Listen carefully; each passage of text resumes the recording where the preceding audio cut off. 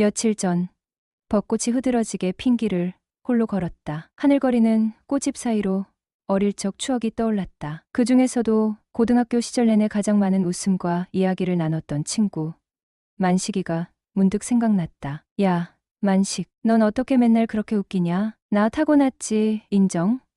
어깨를 으쓱이며 대답하던 녀석. 그런 만식이가 며칠 전 전화를 걸어왔다. 야, 나 장가 간다. 뭐, 너 또 장가를 간다고? 대단하다. 만식아, 세상은 넓고 만식은 행복하구나. 말도 안 되는 소리에 어쩐지 웃음이 터졌다. 역시 만식이다. 한 번 사는 인생, 두 번 장가도 마다하지 않는 그 패기라니. 만식이와 나는 고등학교 시절부터 끈끈하게 이어져 온 5명의 친구 중 한 명이다. 각자 가정을 꾸리고 바쁘게 살다 보니 반년 넘게 연락이 끊기기도 하지만 만나면 언제나 어제 본 듯 반가운 사이. 그런데 1년 전쯤 만식이 이혼 소식을 들었을 땐 마음이 짠했다. 힘들었겠다. 빨리 털어내고 내 삶 살아라. 라며 다독였지만 친구들끼리의 모임에서 알게 된 진실은 좀 달랐다. 만식이 바람이 원인이었다는 것. 한동안 뒷말도 나왔지만 결국 본인 인생이라며 대수롭지 않게 흘러갔다. 그런데 이번엔 바람 상대와 결혼한다는 연락이었다. 몇 달 만의 소식은 초대장이었다. 그렇게 재혼식장으로 향하는 길에 나는 마음이 묘하게 복잡했다. 도착하자마자 눈에 띈 건 만식이었다. 여전히 특유의 익살스러운 미소로 손을 흔들며 반겼다. 만식아, 결혼 축하한다. 너 한 번도 아니고 2번이라니. 진짜 대단하다. 고맙다.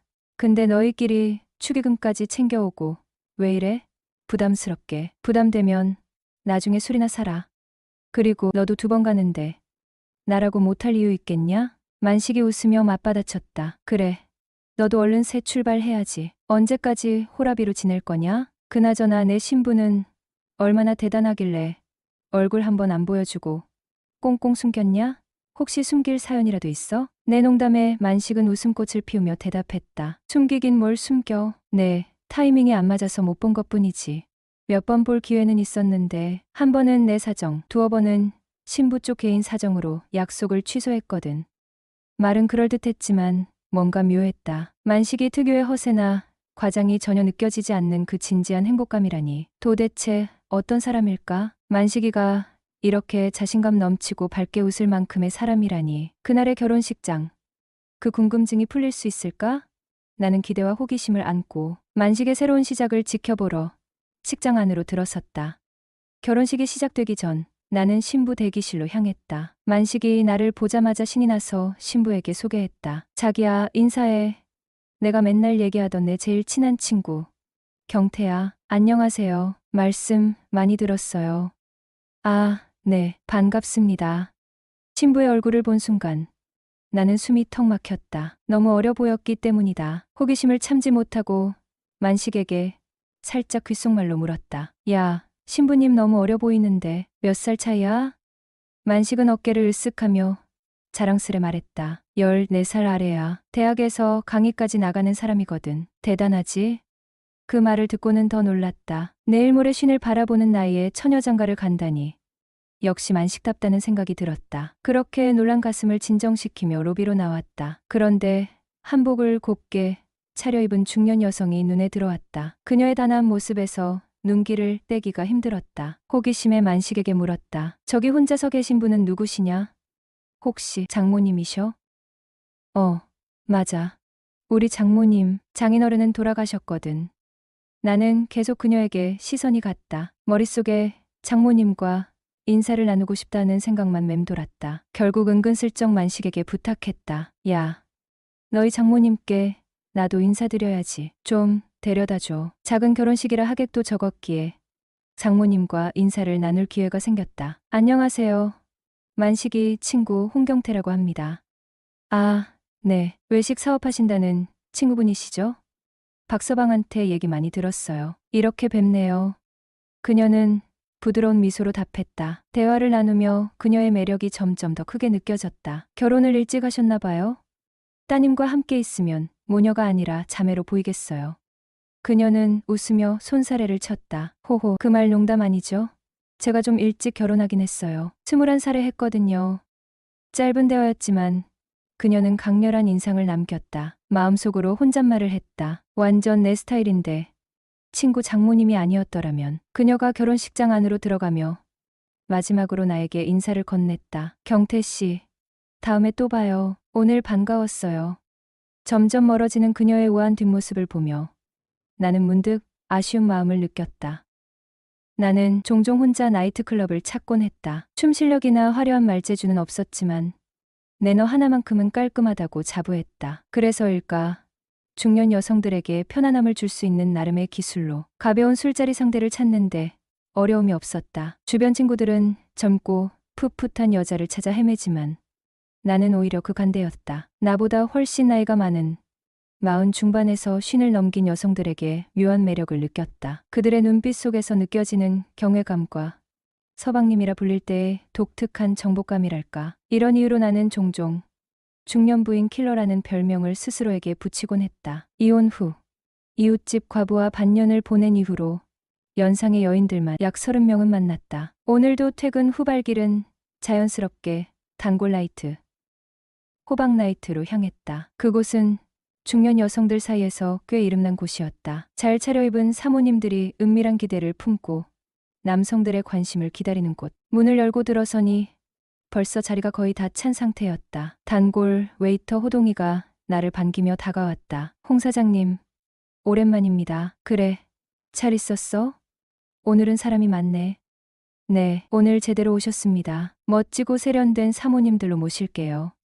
호동이는 내 취향을 정확히 꿰뚫고 있었다. 나는 자리에서 가볍게 술을 마시며 분위기를 즐기고 있었다. 얼마 지나지 않아 호동이가 한 여인을 데리고 내 자리로 왔다. 그녀는 50 초반이나 중반쯤 되어 보였고 남편과 사별한 지 5년이 되었다는 말을 들었다. 단정하면서도 고급스러운 몸치장, 은은한 향수 냄새까지 모든 것이 평범함을 거부하는 분위기를 풍겼다. 그런데 그 순간 나는 그녀의 얼굴을 알아보고 숨이 멎을 뻔했다. 그녀는 바로 내 친구 민식의 장모님이었다. 순간적으로 당황했지만 그녀는 나보다 한 발 앞서 있었다. 내 얼굴을 알아보자마자 아무 말도 없이 황급히 자리에서 일어나더니 곧장 클럽 밖으로 뛰쳐나갔다. 홀로 남겨진 나는 어이가 없어 고개를 저었다. 이건 또 무슨 상황이야. 잔잔한 음악이 흘러나오는 가운데 나는 혼자 헛웃음을 터뜨릴 수밖에 없었다.